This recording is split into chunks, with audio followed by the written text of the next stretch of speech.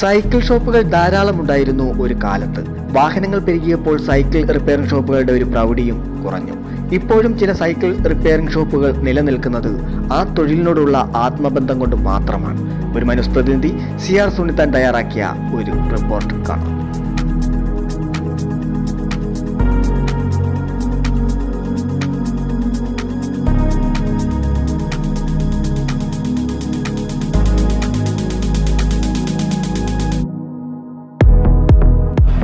കഴിഞ്ഞ 72 വർഷമായി പ്രവർത്തിച്ചു വരുന്ന ഒരു സൈക്കിൾ റിപ്പയറിംഗ് സ്ഥാപനത്തിലാണ് ഞങ്ങൾ നിൽക്കുന്നത്. ഇപ്പോൾ ഇത് പ്രവർത്തിക്കുന്ന ദേവരാജൻ എന്ന വ്യക്തിയാണ്. അദ്ദേഹത്തെ ഒരുമ പ്രേക്ഷകർക്കായി ഞങ്ങൾ അവതരിപ്പിക്കുന്നത്. അദ്ദേഹത്തിൻ്റെ അച്ഛൻ ദാമോദരൻ ചേട്ടൻ തുടങ്ങിയ ഒരു പ്രസ്ഥാനമാണ്. അദ്ദേഹത്തിൻ്റെ കാലശേഷം മകൻ ദേവരാജനാണ് ഇത് മുന്നോട്ട് കൊണ്ടുപോകുന്നത്. അദ്ദേഹത്തിൻ്റെ വാക്കുകളുണ്ട്. ഞാൻ അച്ഛൻ തുടങ്ങിയിട്ട് 73 വർഷത്തോളമായി സൈക്കിൾ റിപ്പയറിംഗ് മേഖലയിലേക്ക് പുള്ളി കടന്നിട്ട്. അപ്പം അച്ഛനോടൊപ്പം തന്നെ അച്ഛൻ്റെ കാലത്തിന് ശേഷം ഞാൻ സ്കൂൾ പഠനമൊക്കെ കഴിഞ്ഞ് ഈ മേഖലയിലേക്ക് ഫുൾ ടൈം ഇരിക്കാൻ തുടങ്ങിയിട്ട് ഇപ്പം 42 വർഷം കഴിഞ്ഞിട്ട്. എന്ന് പറയുമ്പം ഒരു കാലഘട്ടത്തിൽ സൈക്കിളെന്ന് പറയുന്നത് ഈ നാടിൻ്റേതും ജനങ്ങളുടെ എല്ലാം ഒരു പ്രധാന വാഹനവും എല്ലാ ഗതാഗത സൗകര്യത്തിനുള്ള എല്ലാ സംവിധാനങ്ങളും ഉള്ള ഒരു മേഖലയായിരുന്നു. ഇന്നിപ്പോൾ എന്ന് പറയുമ്പോൾ ഇത് അന്നം നിന്ന് പോകുന്ന ഒരവസ്ഥയിലേക്കാണ്. എന്നുവെച്ചാൽ ഈ കൈത്തൊഴിലിൻ്റെ മേഖലയിലേക്ക് ആരും തന്നെ കടന്നു വരാത്ത ഒരു സ്ഥിതിയും. പിന്നെ ഈ മേഖലയിലെ ഇന്നത്തെ ഏറ്റവും വലിയ പ്രതിസന്ധി എന്ന് പറയുന്നത് വേതനം കുറവാന്നുള്ളതാണ്. എന്നുവെച്ചാൽ ഒരു 20 വർഷത്തിന് മുമ്പ് ഉണ്ടായിരുന്ന ഒരു വേതന സംവിധാനമാണ് ഇപ്പോഴും ഈ മേഖലയിലെ പീസ് വർക്കിന് നിലനിൽക്കുന്നത്.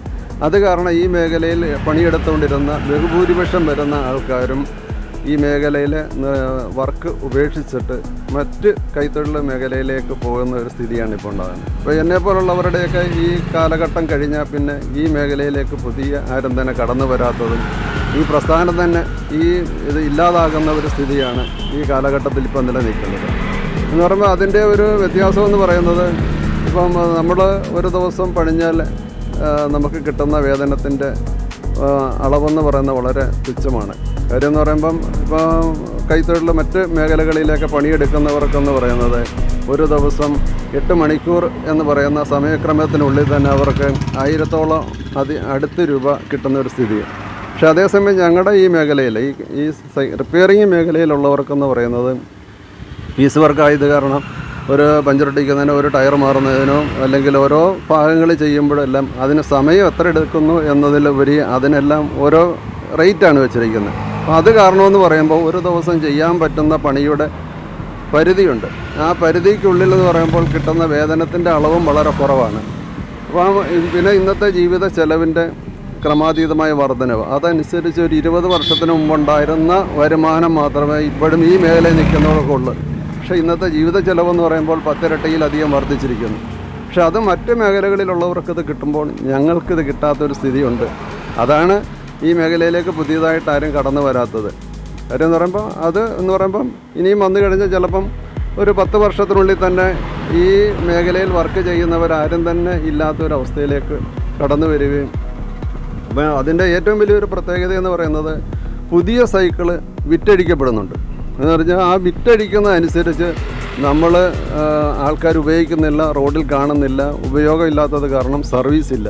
ഇപ്പോൾ പറഞ്ഞാൽ സ്കൂൾ കുട്ടികൾ, ഈ കുട്ടികളിൽ 90% കുട്ടികൾക്കും സ്വന്തം സൈക്കിളുള്ളവരാണ്. പക്ഷേ സൈക്കിളെ സ്കൂളിൽ പോകുന്നവരുടെ എണ്ണമെന്ന് പറഞ്ഞാൽ വെറും 10% കൂടുതൽ കാണില്ല. അപ്പോൾ അതാണ് ഇന്നത്തെ ഒരു സ്ഥിതി.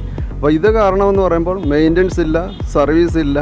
പക്ഷേ ഈ സൈക്കിളിൻ്റെ ഉപയോഗം കുറഞ്ഞതുകൊണ്ട് ഉള്ള ഏറ്റവും വലിയൊരു വിപത്തെന്ന് പറയുന്നത് സൈക്കിളിൻ്റെ പുതിയത് വിൽക്കപ്പെടുകയും ഉപയോഗം കുറയുകയും ചെയ്ത്, പക്ഷേ ആൾക്കാരുടെ ശാരീരികമായി മറ്റ് പ്രശ്നങ്ങൾക്ക് അവർക്കുണ്ടാകുന്ന, പക്ഷേ ആശുപത്രികളിലെ ജനങ്ങളുടെ തിരക്ക് വർദ്ധിക്കുകയും സൈക്കിൾ ഉപയോഗിക്കുന്നവരുടെ എണ്ണം കുറയുകയും ചെയ്യുന്ന ഒരു സ്ഥിതിയാണ് ഇപ്പോൾ ഉള്ളത്. അപ്പോൾ ഇത് ഈ കാലഘട്ടത്തിൽ ബഹുജനങ്ങൾ അത് ചിന്തിക്കുകയും സൈക്കിളിൻ്റെ ഉപയോഗം വർദ്ധിക്കുകയും ആ ഉപയോഗത്തിലൂടെ അവരുടെ ശാരീരിക ക്ഷമത കൂട്ടുകയും ചെയ്തെങ്കിൽ മാത്രമേ ഞങ്ങളെപ്പോലുള്ളവർക്ക് നിലനിൽക്കാനും കഴിയത്തുള്ളൂ. ജനങ്ങൾക്കും അത് ഗുണപ്രദമായിരിക്കും. ഒരു കാലത്ത് സാധാരണക്കാരൻ്റെ രാജകീയ വാഹനമായിരുന്നു സൈക്കിൾ. അതുകൊണ്ടുള്ള സൈക്കിൾ ചവിട്ടുക എന്ന് പറഞ്ഞാൽ തന്നെ ഇദ്ദേഹം സൂചിപ്പിച്ച പോലെ ആരോഗ്യത്തിന് വളരെ ഗുണം ചെയ്യുന്ന വ്യായാമം തന്നെയായിരുന്നു. അതെല്ലാം മറന്ന് ഇപ്പോൾ ആധുനികതയിൽപ്പെട്ടിരിക്കുകയാണ്. വട്ടത്തിൽ ചവിട്ടിയാൽ നീളത്തിൽ പോകുമെന്ന സൈക്കിളിനെ പറ്റി ഒരു കടങ്കഥ തന്നെ പ്രചരിച്ചിരുന്ന കാലഘട്ടമായിരുന്നു. ഇന്ന് അതെല്ലാം പോയി. സൈക്കിള് പലർക്കും ഉണ്ടെങ്കിൽ പോലും ഈ സർവീസ് ചെയ്യുന്നില്ല, ഒന്ന് പഴകി കഴിഞ്ഞാൽ പുതിയ വാങ്ങുക എന്നുള്ളൊരു സ്ഥിതി വിശേഷത്തിലേക്ക് നീങ്ങിയിരിക്കുകയാണ്. അതുകൊണ്ട് ശ്രീ ദേവരാജനെ പോലുള്ള ആളുകൾ തൊഴിൽരഹിതരായി മാറിയിരിക്കുകയാണ്. മുമ്പ് എന്ന് പറഞ്ഞാൽ ഒരു 10, 25 അല്ലെ 30 വർഷത്തിനൊക്കെ മുമ്പെന്ന് പറയുമ്പോൾ ഈ മേഖലയിൽ പണിയെടുക്കുന്നവർ ഒരു കുടുംബം നന്നായിട്ട് അവർക്ക് നടത്തിക്കൊണ്ട് പോകാൻ കഴിയുമായിരുന്നു. ഇന്നെന്ന് പറയുന്നത് അവർക്ക് ഇവിടുന്ന് കിട്ടുന്ന രാവിലെ മുതൽ വൈകുന്നേരം വരെ 10 മണിക്കൂറോ 16 മണിക്കൂറോ പണിയെടുത്താൽ കിട്ടുന്ന വേതനം അവരുടെ കുടുംബം പുലർത്താനോ നിലനിന്ന് പോകാനോ കഴിയാത്തൊരു സ്ഥിതിയാണുള്ളത്. അപ്പോൾ ഇതിലെല്ലാം മൊത്തത്തിൽ എല്ലാ തരത്തിലും മാറ്റണം. സൈക്കിളിൻ്റെ പിന്നെ ഏറ്റവും വലിയൊരു പ്രത്യേകത എന്ന് പറയുമ്പം പണ്ട് ഒരു സൈക്കിളിനുണ്ടായിരുന്ന വില വെച്ച് നോക്കുമ്പോൾ ഇന്ന് വില കൂടിയ സൈക്കിളുകൾ ജനങ്ങൾ വാങ്ങുന്നുണ്ട്. പക്ഷേ അതനുസരിച്ച് സർവീസ് മേഖലയിലുള്ള സർവീസ് ചാർജ് വർദ്ധിക്കുന്നില്ലെന്ന് മാത്രമല്ല ഉപയോഗത്തിലും കുറഞ്ഞു എന്നുള്ളതാണ്. എന്ന് പറഞ്ഞാൽ ഇപ്പോൾ ഒരു ഡിസ്പോസിബിൾ സിസ്റ്റത്തിലേക്കാണ് ജനങ്ങളുടെ മനസ്സും ചിന്തയും പോകുന്നത്.